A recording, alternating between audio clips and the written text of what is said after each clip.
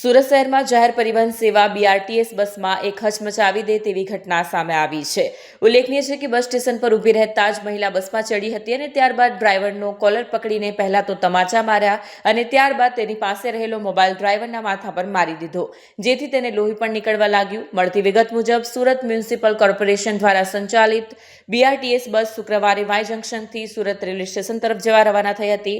બસમાં સવાર એક મહિલા મુસાફરે અધવચ્ચે જ બસ થોભાવવા માટે ડ્રાઈવરને સૂચના આપી। BRTSના નિયમો મુજબ બસ માત્ર નિયત કરેલા બસ સ્ટેશન પર ઊભી રહી શકે છે, જ્યારે ડ્રાઈવરે નમ્રતાપૂર્વક જણાવ્યું કે બહેન, આગળ કોઈ સ્ટોપ નથી એટલે બસ અહીં અધવચ્ચે ઊભી નહીં રહી શકે। ત્યારે મહિલા ગુસ્સે ભરાઈ અને ડ્રાઈવર સાથે ઉગ્ર દલીલો કરવા લાગી। ત્યારબાદ તે બસમાંથી ઉતરી ગઈ। બીજા દિવસે એટલે કે ગતરોજ શનિવારે બસ જ્યારે વેસુ વિસ્તારમાં આવેલી JH અંબાણી સ્કૂલ પાસેના સ્ટેશન પર પહોંચી ત્યારે મહિલા બસમાં ચડીને સીધી ડ્રાઈવર પાસે પહોંચી। મહિલાએ કાયદાનો દર રાખ્યા વિના ડ્રાઈવરની કેબિનમાં ઘસી ગઈ। તે મારી વાત કેમ ન માની અને ત્યાં બસ કેમ ઊભી ન રાખી તેમ કહી મહિલાએ ડ્રાઈવરનો કોલર પકડી લીધો। આટલેથી ન અટકતા ઉશ્કેરાયેલી મહિલાએ ડ્રાઈવરને પહેલા તો તમાચા માર્યા અને ત્યારબાદ પોતાના હાથમાં રહેલા સ્માર્ટફોન વડે ડ્રાઈવરના માથાના ભાગે જોરદાર પ્રહારો કર્યા। હુમલો એટલો ગંભીર હતો કે ડ્રાઈવરને માથાના ભાગે ઈજા થઈ હતી અને બસમાં જ લોહીના ટપકા પડવા લાગ્યા હતા।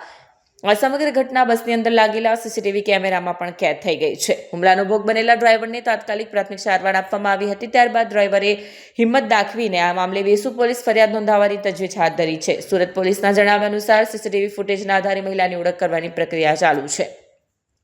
BRTSમાં દરરોજ લાખો લોકો મુસાફરી કરે છે। આવી ઘટનાઓને કારણે બસના ચાલકોમાં પણ અસલામતીની લાગણી જન્મી છે અને મુસાફરોએ પણ મહિલાની હરકતની નિંદા કરી છે અને માંગ કરી છે કે આવી દાદાગીરી કરનારા તત્વો સામે કડકમાં કડક પગલાં લેવાવા જોઈએ।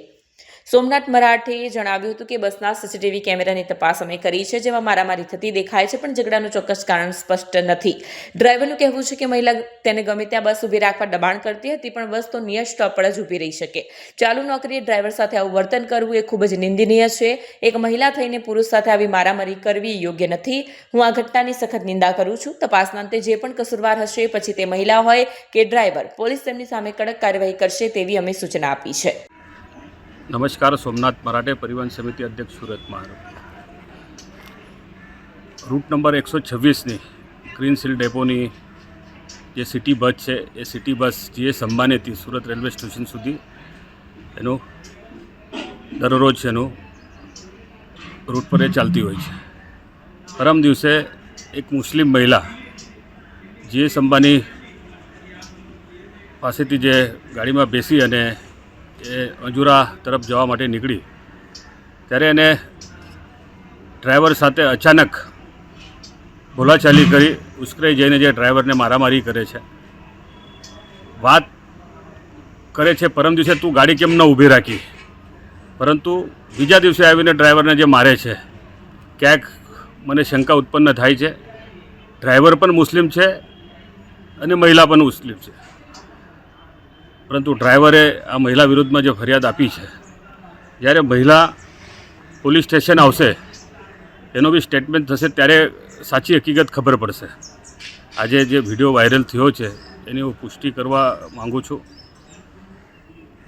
અગર પેલો CCTVની અંદર જે બસમાં કેમેરો છે, આ કેમેરાનો તપાસ અમે કર્યું છે। મારવાનું એની અંદર આવ્યું છે, પરંતુ બીજી કેવી બાબતનો ઝઘડો છે એમાં દેખાતું નથી। પરંતુ ડ્રાઈવરનો એક જ રટન છે કે ભાઈ આ મહિલા હું જ્યાં કહું ત્યાં મને ઉતારવા માટેને સ્ટોપ પર ઉતારો, પરંતુ ડ્રાઈવરને જે અમે નિયત કરેલા જે સ્ટોપ છે એ સ્ટોપ પર જ બસ ઊભી રહી શકે છે, એ વાત તો હકીકત છે।